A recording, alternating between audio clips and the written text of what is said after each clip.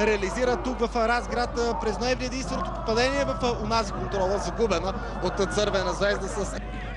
Ставен един на един срещу Цветкович и връща назад към Лукас Саша. Хубаво е подаването на Лукас Саша, изстрел с глава в страни от целта, обаче на Марселиньо нямаше засада тук.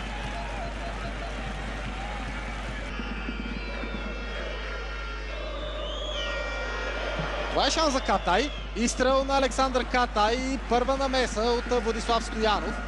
Кафу. Великолепна работа на Джонатан Кафу. Шанс за Лудогорец. 1-0. Прекрасен индивидуален рейд на Джонатан Кафу, който бе завършен по възможно най-добрия начин в 43-та минута. Разградчани направиха това, което искаха през първото полувреме. Разписаха се, повеждат в резултата. 1-0 за Лудогорец срещу Цървена звезда. Когато не се получаваше с комбинативна игра, ярката индивидуална брилянтност, този път на Джонатан Кафу свърши работа. И в... Сбърка този път с подаването след Корбин Моцин. Сега няма засада. Това изглежда много опасно за Лудогорец. Катай в наказателното поле. Чудесна техника на Александър Катай. Задържа, стреля. 1-1. Това, което Джонатан Кафу направи в края на първото полувреме, Александър Катай повтори и дори направи по още по-прецизен начин на старта на второто.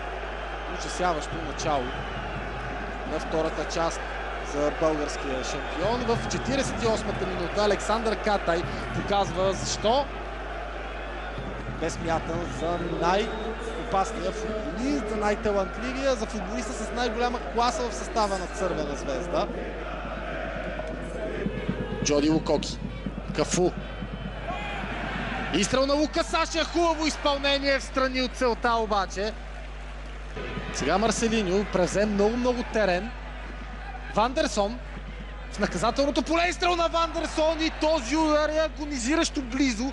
Това получи допълнителна почивка, докато възстанови част от силите си. Георг Канга, изстрел на Георг Канга, 1-2. Много хубав гол на Георг Канга, това не може да се отрече. Прекрасно изпълнение наистина. А шокът за Лудогорец продължи.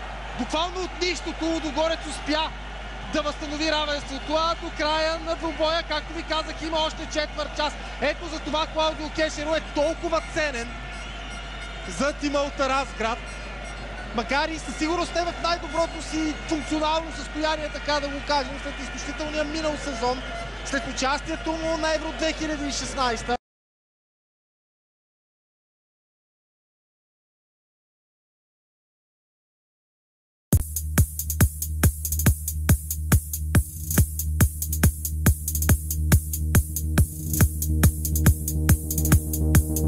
Моче към левия фланг изнесе топката. Възможност удар от дистанция и гол!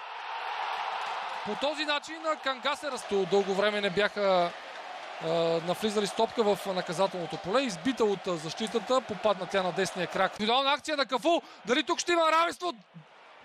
Смълчана е публиката на Мама Маракана в визаторите на телевизионното предаване. Вижте сега откъде пое топката Кафу. 1, 2, 3, 4, 5. Именно Зоран. Защото Лудогорец имаше подобно изискване, но пък Вандерсон сега. Удар на Вандерсон и гол! Повече допуснаме само един. Ето начина, по който Вандерсон овладя и през двама. И резултатът е изравнен. Не оттам игрова ситуация. Да, трябва да отчетем, разбира се, опасния удар на Катай. Руис, тук сега. Възможно за Лудогорец. Това Вандерсон ли е? Дали топката ще спре в мрежата? Да! Лудогорец и пак ще се класира напред. Няма засада. Опита се и Банис да задържи халфа на български Джан. Мисиджан ще се измъкне. Мисиджан, внимание!